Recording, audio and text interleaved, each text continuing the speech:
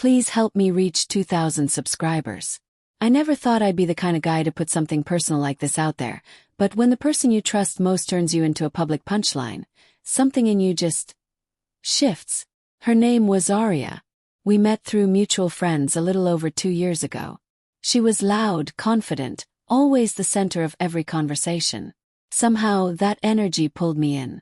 She walked through life like the world was her stage, and I guess I was the quiet backdrop behind her spotlight. I've never been the look-at-me type. I don't boast. Keep my life private. I work, I mind my business, and I don't parade my relationship around. Aria was the complete opposite. She obsessed over appearances. Who wore what, who gained weight, whose outfit was outdated. At first, I brushed it off as normal gossip, but eventually, I saw that it was how she fed her self-esteem. One weekend, her friend Tessa had a small get-together. Soft music, wine, people who'd gone to college with Aria. We all sat around playing some grown-up version of Truth or Dare. Then Tessa asked, "If you could change one thing about your partner, what would it be?" Aria didn't even pause. She smirked, sipped her wine and said, "Honestly, I wouldn't mind if he were a little more equipped. If you get what I'm saying."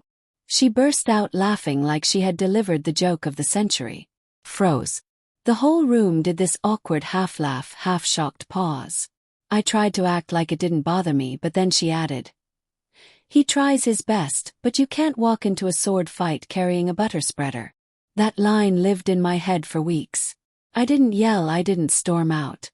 I just laughed along, pretending it meant nothing. But inside something cracked. It wasn't just the joke. It was being treated like I existed purely for her entertainment. After that, I changed. Quietly. I stopped texting first. I stopped planning dates. I stopped giving her the energy she had taken for granted. She kept asking what my problem was, insisting she was just joking, telling me not to be dramatic. I wasn't shutting down. I was rebuilding. I got back into the gym, not to impress her but to reconnect with myself. I accepted a job offer across the country but didn't tell her. I reconnected with old friends, started therapy, and for the first time in a long time I felt like me again. Then came the moment she never saw coming. Another friend had a birthday dinner a few weeks later. I showed up alone, clean-cut, calm, grounded. Aria was already there, surrounded by the same group who'd heard her jokes. She tried to pretend I wasn't there, but everyone noticed the shift. Someone asked how things were going and I said casually, "I actually took a new job in Portland. I move next week." No drama. No bragging. Just the truth. Aria's face fell. "You're moving. And you didn't tell me," she whispered, stunned. I gave her a small smile. "I figured you were too busy turning me into material for your comedy routine to talk about anything real." Silence. Heavy, uncomfortable silence. I stood, gave her a calm look she couldn't laugh off and left. No yelling, no petty shots, just peace. That was the closure she never expected. She called all night, texted, even sent a shaky voice message crying. I didn't respond. Not out of hate, but because she no longer had access to the parts of me she abused. When someone turns your dignity into entertainment, you don't give them another opportunity to repeat it. Now I'm in a new city with people who treat me with respect.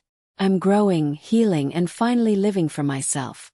Aria is still back there, probably talking louder than everyone else to cover up how empty she feels. That's the twist.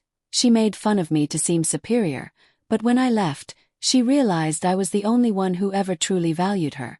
She's alone now, and she did that to herself.